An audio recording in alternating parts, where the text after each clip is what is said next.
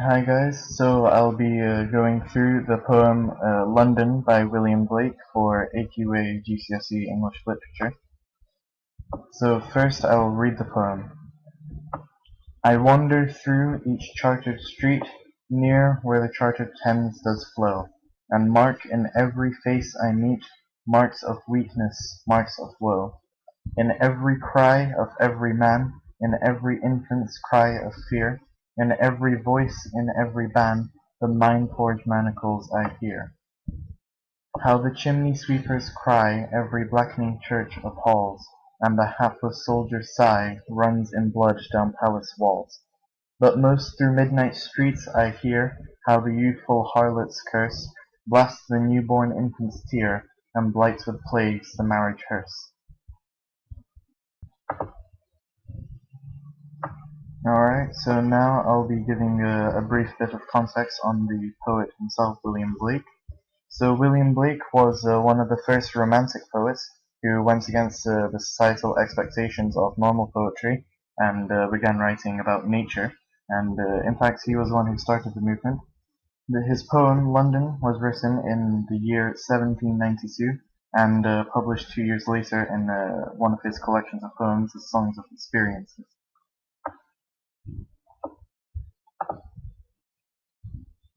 While analyzing the poem, I'll be using this sheet made by the head of English, Mr. Davies, at our school. And this sheet basically allows one to break the poem down into 6 main sections.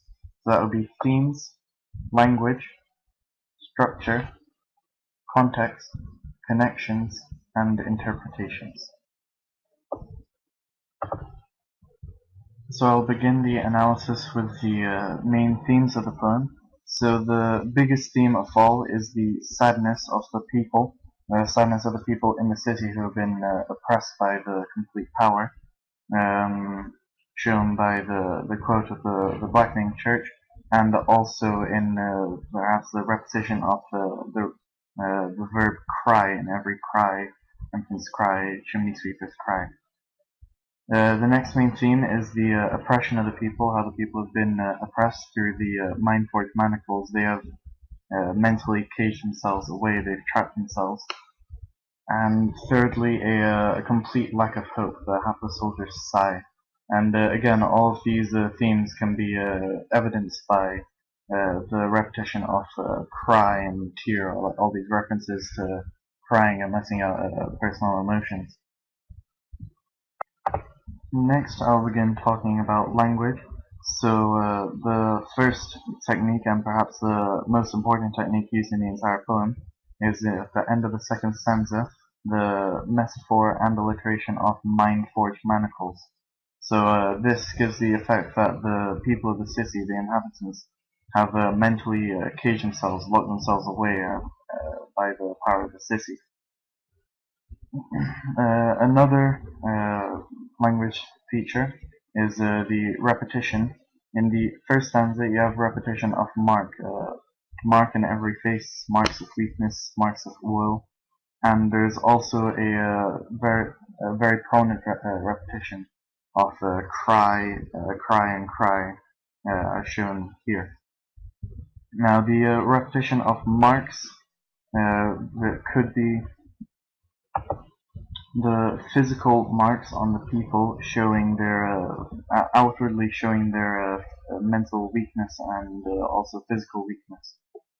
The tricolon, it basically means that the poet has repeated a similar idea 3 times specifically, also known as a rule of 3. The fact that this is done, it completely emphasizes every point made by the poet. The next language point is an oxymoron.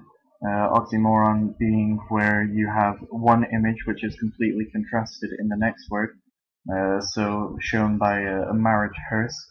So you start off with marriage, the coming together of 2 families, meant to be a celebration, the start of new life, followed by the word hearse, how the hearse being how the people are carried off to their funeral. So that shows that's contextually talking about the incredibly short lifespan of the people. Another language feature is the repetition of chartered in the first stanza. If at the time pieces of land were chartered by the government towards rich people, so the chartered streets, the government owns the streets. No one can basically walk around without being uh, controlled. And furthermore, the use of chartered for the chartered Thames. The Thames is a river, a natural being. However, the government, the city of London has chartered the Thames. It's taken control of nature and rendered its power useless. The next language feature is the alliteration and sibilance of soldier's sigh. Alliteration is where the beginning of the word begins with the same letter, and sibilance is alliteration but specifically with the letter S, shown through the soldier's sigh. Now, this sound of the sigh, it could perhaps be onomatopoeic, where the sound is encapsulated by the word. The soldier's sigh. He's letting out a breath because he's unable to do anything. Next is the color imagery of the blackening church. Uh, so the blackening church would be black from the ash released by factories in the Industrial Revolution. However, this is also contrasted with the word appalls. Appalling being a fear which would perhaps take the blood from your face, make you go white, contrasting with the blackening church. Another language feature is a semantic feel through the poem of very negative imagery. I'm talking about crying, woe, fear, blood, all of these vivid and emotive images, all indicating the complete oppressive power of the city. And finally, of this section, we have the metaphor of the soldier's sigh runs in blood down palace walls. The palace walls shows perhaps the physical and also the physical divide between the upper and lower class, and also the divide in how they're treated. So the upper class, they are able to own charters, they profit from the Industrial Revolution, whereas the lower class, their health, their situation is just deteriorating. Alright, so now we'll be looking at structure points. I begin this with the technique of anaphora, where multiple lines begin with the same point. So in stanza 2, the first 3 lines begin with in every voice, in every cry, in every voice. So this anaphora in every, the fact that the city's power has taken over, surrounded everyone. The next is the rhyme scheme of A, B, A, B, which means that the first and third line, so for example in the first stanza, street and meet, rhyme, and the B and the B, the flow and woe of the first stanza also rhyme. Next is the iambic tetrameter.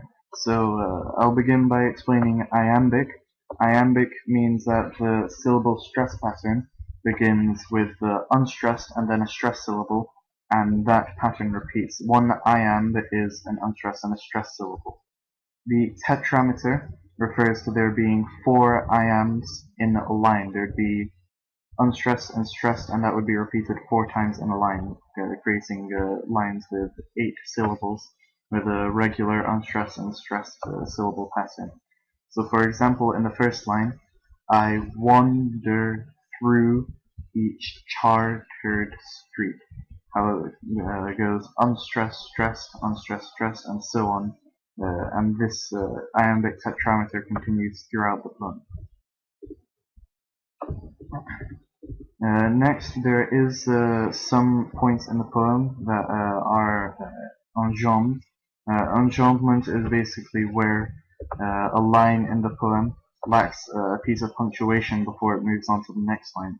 So, for example, how the youthful harlot's curse blasts the newborn infant's tear. The lack of punctuation shows that the line is continuing on, and that perhaps could show perhaps a break free of control. Uh, Next is the fact that the poem is split into 4 quatrains. A quatrain is a stanza containing 4 lines, and the fact that there's four-line stanzas shows the complete order and control of the city. And finally, for structure points, we have a majority of the lines being end stops, in which they have a piece of punctuation at the end. So, for example, in the second stanza, in every cry of every man, comma, in every infant's cry of fear, comma. So these commas at the end are end stopping the line, creating a short pause and giving off an impression that the people are being put under complete control. So now I'll briefly go over some more context points. So as I previously stated, William Blake himself was a romantic poet, and they rebelled against societal expectations. William Blake himself lived in London, so perhaps this poem was inspired by one of his nightly wanders through the city. And also this poem was written during the peak of the Industrial Revolution. And again, as I explained earlier, charters are where the government basically sells out pieces of land to rich people on which they'd basically control everything that happens. They'd build factories, they'd profit. People at the time would have a very short lifespan, shown by the marriage hearse, as again I previously explained. And this lifespan could have been caused by a disease from the Thames. The Thames was diseased from excess waste and sewage just being dumped into the river. This poem, in my opinion, can be connected to any other poem in the power and conflict section. So it could be compared to any poem apart from the war poetry. So poems like Exposure, Charge of the Light Brigade, Remains, Bayonet Charge, which all explore violence and war. All of these poems contain imagery of war, whereas London lacks this, so it's very difficult to compare. However, London does show a use of power or a lack of power of the people, how the city has completely controlled the people. London can also show a lack of identity, how all the people have been turned into controlled slaves, shackled together by their mind-forged manacles. And finally, looking at interpretations, the main point of this poem is the fact that the people no longer have control. The city has completely taken over all the people. It's oppressed everyone. So this is my overview of the poem London. But do be sure to remember that in an answer you must always mention the effect of the poet's devices on you as a reader or on an audience, whether it be contemporary or modern.